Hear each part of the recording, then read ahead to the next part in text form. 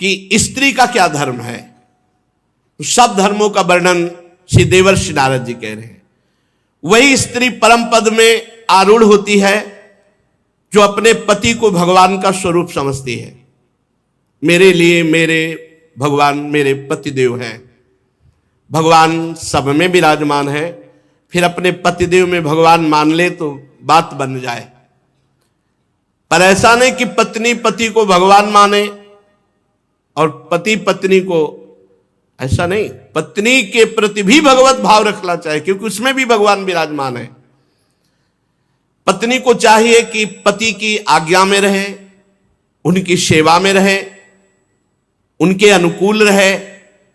पति को प्रसन्न रखना उसका परम कर्तव्य है। ऐसे ही पत्नी के प्रति पति का भाव होना चाहिए कि वो भी उनके अनुकूल रहे, उनको प्रसन्न करने की चेष्टा करे, तभी गृहस्थ धर्म परिपूर्ण माना जाएगा। जो अपने पति को ईश्वर मानती है उसे पतिव्रता कहते हैं। जो पतिव्रता होती है वो परम पद में आरूढ़ होती है। कितना बड़ा बल पतिव्रता का। अनुसुईया जी की परीक्षा लेने के लिए ब्रह्मा विष्णु महेश तीनों भगवत स्वरूप गए, तो भगवान विष्णु भगवान शंकर भगवान ब्रह्मा जी 6-6 महीने के बालक बन गए, पालने पे झुला दिया। पर ब्रह्म परमात्मा को एक पतिव्रता ने पालने पे झुला दिया। काफी समय हुआ, तीनों देवियां आई नारद जी के द्वारा प्रेरित होकर के। उन्होंने देखा 6-6 महीना के बालक, तब विनय की, तो उन्होंने कहा धैर्य रखो, जब जवान होंगे तब हम ब्याह करेंगे आपसे, फिर आप ले जाना। अनुसुईया जी के चरणों में पड़ गई तीनों देवियां। तब उन्होंने प्रभु से प्रार्थना की कि प्रभु ये पालने में आप हमें जो बाल सुख दिए, आप हमें वो सुख छीन नहीं सकते, आप हमें वो सुख प्रदान करें फिर जाएं। तो भगवान श्री हरि के अंश से दत्तात्रेय जी, भगवान महादेव जी के अंश से दुर्वासा जी और भगवान ब्रह्मा जी के अंश से महात्मा चंद्रमा मुनि, ये तीन उन्हीं पालने पे फिर गए। ये पतिव्रता के सामर्थ्य यमराज की बुद्धि को चक्कर में डाल दिया और सत्यवान को और अपने पूरे मातृपक्ष और पितृपक्ष दोनों को महान बना करके अपने पति की आजीवन के लिए आयु मांग ली। बड़ी सामर्थ्य है पातिव्रत धर्म में। जो स्त्री अपने पति के अनुकूल रहकर पातिव्रत धर्म का, अब ये धर्म सब शास्त्रों में लिखे रह गए भाई। साध्वी स्त्री को चाहिए झाड़ू लगाते समय, पोछा लगाते समय, लीपते समय, चौक पूरते समय, अपने शरीर को सजाते समय मधुर मधुर भगवान का नाम स्मरण करें। भगवान का नाम स्मरण, कितना बढ़िया भजन है। सोहनी लगा रहे, पोछा लगा रहे, जो भी कार्य कर रहे हैं भगवान का नाम जप करते हुए कर रहे, इसी से भगवत प्राप्ति हो जाएगी। गृहस्थ में भी गोपी जनों ने कोई सन्यास नहीं लिया था बाहर से, लेकिन बड़े बड़े सन्यासी गोपियों की चरण धूलि की याचना करते। जब परमहंस सुखदेव जी महाराज गा रहे हैं उनके जस का, जब उद्धव जी जैसे परम ज्ञानी उनकी चरण रज की आकांक्षा कर रहे तो औरों की क्या। बृहस्पति शिष्य परम ज्ञानी महात्मा भगवान श्री कृष्ण के अभिन्न स्वरूप उद्धव जी याचना करते हैं कि वृंदावन की गोपियों की चरण रज हमारे माथे पे लगे। क्यों? क्योंकि हर समय लीपते बुहारते हर समय भगवान का स्मरण कर रहे हैं, भगवान की मंगल लीलाओं का स्मरण कर रहे हैं। जो गृहस्थ में रहते हुए पति पत्नी विनम्र, झगड़ा नहीं, इसीलिए बड़ा संकट में है गृहस्थ धर्म और विरक्त धर्म दोनों। विरक्त धर्म इसलिए है कि आप जैसे अपवित्र आचरण करके हमें भिक्षा देंगे वैसे ही हमारी बुद्धि होगी। अगर अधर्म आचरण करके दोगे तो हमारी बुद्धि भ्रष्ट हो जाएगी। अधर्म आचरण क्यों? अन्न खा रहे हैं, जैसा खाए अन्न वैसा बने मन। अगर आप धर्म से कमा कर एक रोटी हमें देंगे, वो जब हम खाएंगे तो हमारी बुद्धि भजन करेगी। और गृहस्थ धर्म में जब तक पवित्रता नहीं है तब तक सब बेकार है। देखो, ना मन पवित्र, ना तन पवित्र, ना विचार पवित्र, तो क्या गृहस्थ धर्म। जो विनम्र है, विनयी है गृहस्थ, इंद्रिय संयमी है। कहां इंद्रिय संयम? यहां तो इंद्रियों का खुला व्यभिचार शुरू है, खुला व्यभिचार। गृहस्थ धर्म महान धर्म है, जिससे विरक्त भी वहीं पैदा हुए। बड़े बड़े आचार्य गुरुजन भी उन्हीं गृहस्थों के यहां पैदा हुए। तो गृहस्थ धर्म कोई छोटा धर्म नहीं है, पर बड़ा महान धर्म है। महान इस बात में है कि वो गृहस्थ होते हुए विनयी है, वो गृहस्थ होते हुए इंद्रिय संयमी है, वो गृहस्थ होते हुए पवित्र है, भगवान का भजन करता है, इसलिए महान है। जो प्रिय वचनों से आए हुए अतिथि की सेवा करता है। तुम्हारे दरवाजे पे कोई आ गया, मधुर वचन, आइए स्वागत है आपका, कम से कम आसन और जल, बैठिए, पानी पीजिए, इतना तो सब कोई कर सकता है। भोजन और आगे की बातें ना हो तो हाथ जोड़ दे, पर आए हुए दरवाजे पर भिक्षुक, अतिथि, कोई भी आया हो, प्रिय वचन, आसन और जल, 3 चीजें तो सब कोई दे सकता है। प्यार से बोल सकते हो, पानी के लिए पूछ सकते हो, एक आसन पे बैठाल सकते हो। इसके बाद वो जो मांग रहा है हमारी सामर्थ्य नहीं, हमारी श्रद्धा नहीं, तो मना कर सकते हैं। अपने कर्तव्य में सावधान रहे, पवित्र प्रेम पूर्ण व्यवहार करे। जो पति परायणा होती है और जो एक पत्नी व्रत होता है, उसके यहां भले वैभव न दिखाई दे, लेकिन उसके यहां शांति होगी, सुख होगा, एक आनंद होगा। अब मेहनत करके पति कमा के आ रहा है और घर में व्यभिचारिणी स्त्री है और ये देख करके उसकी छाती जल रही, या पत्नी बहुत धर्मात्मा है, पति व्यभिचारी है तो उसका हृदय जल रहा है, ये बहुत गलत है। अपने धर्म को समझो। ये शरीर का जो व्यभिचार प्रवृत्ति है ये नरक पहुंचा देगी। पति वंचक पर पति रति करई, रौरव नरक कल्प सत परई। जो स्त्री अपने पति को छलावा करके दूसरे पुरुष से सहवास करती है वो रौरव नरक पर। अगर पुरुष दूसरी किसी पत्नी से ऐसा करता है तो फिर नरकों के वर्णन में सुना ही है कि लोहे की स्त्री जलती हुई और कल्पों तक भी चिपकाया जाता है, ले आलिंगन करो, फिर वहां हाय हाय मचता है। इसलिए होश में। जो गृहस्थ धर्म, नारद जी वर्णन कर रहे हैं, जो गृहस्थ धर्म में पति पत्नी एक भाव प्रेम संबंध और बड़े पवित्र रहते हैं, विनयी हैं, उनके घर में भले आपको करोड़ों अरबों रुपया न दिखाई दे, लेकिन शांति होगी, सुख होगा, बड़ा आनंद रहता है। गृहस्थ धर्म बड़ा, ऐसा थोड़ी कि निकृष्ट कोई गृहस्थ धर्म है। युधिष्ठिर जी जो चोरी नहीं करते और जो पाप कर्म नहीं करते, वो अपने आप शांति और सुख को प्राप्त होते हैं। पर सावधान रहे, चोरी करना और अन्य पाप कर्म करना, इनसे अपने आप को बचावे। श्री देवर्षि नारद जी कहते हैं, जो धर्म से चलता है तो कुल परंपरागत लक्ष्मी चलती रहती है। ध्यान दीजिए, दीपक की तरह भले जले, लेकिन जो धर्म से धन कमाते हैं उनका परिवार सुखी रहेगा। और ये जो अधर्म से घूस लेकर इधर उधर, फिर उनका जो है वो भले हाइलोजन की तरह एक बार जले, लेकिन फ्यूज पक्का हो जाएंगे, पक्का नष्ट हो जाएंगे, परिवार तितर बितर हो जाएगा, सब नष्ट हो जाएगा। इसलिए अधर्माचरण करके गृहस्थ का पालन करने की कोशिश ना करे। भले धर्म से नमक रोटी खाने को मिले, आप धर्म से चले। ये भारतवर्ष वेददर्शी ऋषि मुनियों का देश है, ये गर्व का विषय है। हम भारतवासी हैं।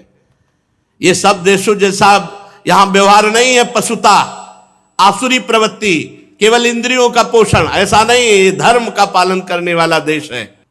एक प्रसंग में भाई जी ने लिखा था कि अकबर सम्राट जब राजपूतों को परास्त किया तो सैकड़ों लाशें बिछी हुई थी। रात्रि के समय कुछ अंगरक्षकों के साथ वो ये देख रहा था, खुशी मना रहा था कि बहुत से राजपूतों को मारा गया। तो उसी में देखा कि एक नवीन अवस्था का राजकुमार दीपक लेकर शवों के चेहरे को देख रहा है। तो आवाज लगाई, सावधान। तत्काल तलवार खींच करके खड़ी हो गई। वो कोई राजकुमार नहीं थी, वो राजकुमारी थी। नजदीक अकबर अपने साथियों के साथ गया, कौन हो तुम? तो उसने बताया कि मैं क्षत्रिय राजकुमारी हूं। तो यहां रणभूमि में कैसे? तो उनका मेरे ब्याह का अमुक राजकुमार से संबंध निश्चित हो चुका था और वो रणभूमि में मारा गया। तो मैं उसे देख रही हूं कि उसका शव मिल जाए तो मैं सती हो जाऊं। तो उनका ब्याह तय हुआ था। बोले हाँ, हम भारतीय नारी हैं, एक बार जिसको अपना पति स्वीकार कर लिया जीवन उसी को समर्पित कर देती है, ये हमारे यहां की परंपरा। वो होश उड़ गए उसको कि अभी ब्याह हुआ नहीं, ब्याह की बात तय हुई थी और ये 100 ढूंढने आई उसके साथ अपने शरीर को नष्ट कर देने की। ये पूर्व की बात। ये हमारा भारत देश है जहां अपने संबंधों के, अपने चरित्रों की पवित्रता है यहां, और उसी के बल से परम पद आदि प्राप्ति। ये पशुता थोड़ी थी, ये पशुता तो अभी कुछ वर्षों से आई हुई है। धर्म पूर्वक पाणी ग्रहण संस्कार करके किसी एक को श्वेक आजीवन निर्वाह करो, ये हमारे यहां की पद्धति रही। जो धर्म से चलता है, कुल परंपरागत, उसके यहां श्री वैभव सुख शांति बनी रहती है। अब युधिष्ठिर जी ने पूछा, ब्रह्मचर्य, गृहस्थ, वानप्रस्थ, सन्यास, ये 4 आश्रम हैं। इसमें गृहस्थ का तो वर्णन किया, अब ब्रह्मचर्य आश्रम का और वानप्रस्थ आश्रम का और सन्यास आश्रम का क्या स्वरूप है? तो देवर्षि नारद जी कहते हैं, हे धर्मराज, ब्रह्मचारी चाहे कोई भी हो, गरीब या बड़े घर का या किसी भी वर्ण का, गुरुकुल में सब ब्रह्मचारी माने जाते थे। पहला आश्रम सबका ब्रह्मचर्य है। जब तक ब्याह ना हो तब तक ब्रह्मचर्य जो रहे तो उसका जीवन एक अलग होगा। आप देखना, उसकी संतानें एक दिव्य होंगी। लेकिन हमें लगता है कि दसियों हजार में 10,000 में नहीं, 10,000 में कोई एक ऐसा निकले तो निकले, नहीं तो बहुत है कि ब्याह ना हुआ हो तब तक वो ब्रह्मचर्य रहा हो। अब जो समय चल रहा है 10,000 में कि ब्याह ना हुआ हो और वो 20-22 वर्ष तक ब्रह्मचर्य रहा हो, ये तो मतलब अलौकिक पुरुष का अवतार समझो, अलौकिक पुरुष का अवतार समझो। अगर वो ऐसा गुरुकुल में निवास करना, ये तो प्रथा ही खत्म हो चुकी एक तरह से, कहीं कहीं ऐसा है। लेकिन उसमें भी कह रहे हैं 10,000 में कोई ऐसा बिरला होगा जो किसी प्रक्रिया से अपने ब्रह्मचर्य को जब तक ब्याह नहीं हुआ तब तक नष्ट नहीं किया। गुरुकुल में निवास करना ब्रह्मचारी को अपनी इंद्रियों को वश में करना होता है। वो गुरु जी के सामने अपने को दास के समान समझे, गुरुदेव के चरणों में सुदृढ़ अनुराग रखे और गुरुदेव का हित कैसे हो, उनको सुख कैसे पहुंचे, ऐसा कार्य करना चाहिए। जो ब्रह्मचारी है उसका प्रधान धर्म है गुरु सेवा, गुरु चरणों में अनुराग और गुरु के सामने अपने को बहुत दीनहीन दास मानना और अपनी इंद्रियों को बहुत सावधान रखना। गुरु सेवा तभी पूर्ण होती है जब मान त्यागी होता है। गुरुपद पंकज सेवा तीसरी भक्ति अमान, अमान होकर गुरु चरणों की सेवा करना, यह विशेष जीवन को प्रकाशित करने वाली बात है। ब्रह्मचारी को चाहिए कि जो भिक्षा मांगकर लावे वो गुरु के सामने समर्पित कर दे और गुरु की आज्ञा से ही उसको पावे। और ब्रह्मचर्य आश्रम में मौन व्रत का जरूर आश्रय ले, ज्यादा बातचीत विषय वासना बढ़ाती है। एकाग्र रहे और गायत्री का जप दोनों संध्याओं में या तीनों संध्याओं में जैसा समय मिले वैसा, त्रिकाल संध्या या 2 काल की संध्या। और गुरुजी जब बुलावे तो क्षुद्र दास की तरह हाथ जोड़कर उनके सामने अनुशासन में रहे और गुरु के द्वारा पढ़ाए हुए शास्त्रों का एकांत में चिंतन करे, मनन करे, स्वाध्याय करे। जब गुरुदेव आवे तो हाथ जोड़कर खड़ा हो जाए, फिर उनके चरणों में सिर टेक कर प्रणाम करे, फिर हाथ जोड़कर बैठ जाए और जो वो उपदेश करे फिर उसे बड़े ध्यान से सुने। ब्रह्मचारी को चाहिए मेखला, मृगचर्म, वस्त्र, जटाजूट, दंड, कमंडल, यज्ञोपवीत और कुशा, ये हर समय धारण करे। ये अपने लोग भगवत कृपा से मृगचर्म हटा करके और सब धारण किए। मेखला भी धारण थी मूंज की और वस्त्र श्वेत और जटाएं भी थी और दंड पलाश का और कमंडल और यज्ञोपवीत और कुशा चोटी पे और 108 कुशा की मुट्ठा और गायत्री अनुष्ठान। सायंकाल 24 घंटे में एक बार भिक्षा करे ब्रह्मचारी। 24 घंटे में ब्रह्मचारी को एक बार सायंकाल भोजन पाने के लिए आज्ञा है, तभी वो ब्रह्मचर्य पचा पाएगा। गुरुदेव आज्ञा दे तो पाए, अन्यथा ना पाए। गुरुदेव ना बोले तो प्रणाम करके भिक्षा रख के चले गए। गुरुदेव आज्ञा दे तो पाए। बड़ी गुरु आज्ञा पर पूरा जीवन समर्पित जिन्होंने कर दिया, निहाल हो गए। और अपने चरित्र की रक्षा के लिए हर समय सावधान रहे ब्रह्मचारी। ये चरित्र के लिए बहुत हानिकारक है मोबाइल, क्योंकि इसमें सारे चरित्रहीन विषय भी भरे पड़े हैं। यद्यपि गुण ना हो तो कोई स्वीकार ही न करे, इसलिए माया ने गुण भी रख दिया है कि आप इससे सत्संग भी सुन सकते हैं, आप अच्छी बातें भी सुन सकते हैं, लेकिन एकांत में सत्संग कोई बिरला सुनेगा। एकांत में तो फिर संसारिकता की तरफ मन भागता है, इसलिए बचो। उस समय तो थे ही नहीं जब अपने लोगों का नैष्ठिक ब्रह्मचर्य था, मोबाइल नहीं था। किसी को सूचना पहुंचानी, आज मरा है तो 15 दिन तक लगते थे।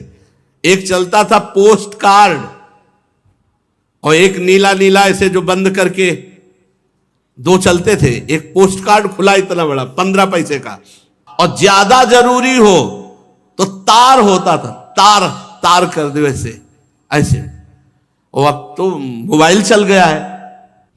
मोबाइल से बचो, ये बहुत हानिकारक है। साधु महात्माओं के लिए तो खास करके विशेष हानिकारक है, बच्चों के लिए भी बहुत हानिकारक है, बहुत हानि। इतना बड़ा बच्चा सर्च करके दुनिया की बात निकाल देगा। आज तक मोबाइल खोलना नहीं आया। ये जो हम देखते हैं, जो हम सुनते हैं, जो हम बोलते हैं, उसका मनन होता है। ब्रह्मचर्य रहने के लिए हमको ना वो देखना है, ना सुनना है, ना बोलना है जो हमारे भजन में विघ्न पहुंचावे। स्त्री शरीर, पुरुष शरीर और कोई भी किसी भी शरीर से भी अपने धर्म के विरुद्ध आचरण करने की चेष्टा ना करे। जो ब्रह्मचर्य से आजीवन ब्रह्मचर्य, क्योंकि ब्रह्मचर्य से गृहस्थ आश्रम भी जाया जाता है और ब्रह्मचर्य से विरक्त आश्रम। ब्रह्मचर्य दोनों के लिए अनिवार्य है, चाहे वो गृहस्थ में जाना हो चाहे वो विरक्त में। गृहस्थ आश्रम में यदि नहीं जाना और ब्रह्मचर्य का आजीवन व्रत लेना है, तब तो बहुत सावधान हो जाए। आजीवन के लिए नियम ले ले कि कामी पुरुष और कामिनी का कभी भी संग नहीं करेंगे। एक हरकत जहां समझ में आ जाए, देखो बुद्धिमान मनुष्य शरीर है, पता चल जाता है एक दृष्टि से, एक हरकत से कि इसका स्पर्श करना, इसका देखना, इसका बोलना किस भाव से है। साधक को सावधान रहना चाहिए जो आजीवन ब्रह्मचर्य रहना चाहता है। इंद्री बड़ी बलवान है, ये प्रयत्न करने पर भी मन को क्षुब्ध करके विषयों की तरफ खींच लेती हैं।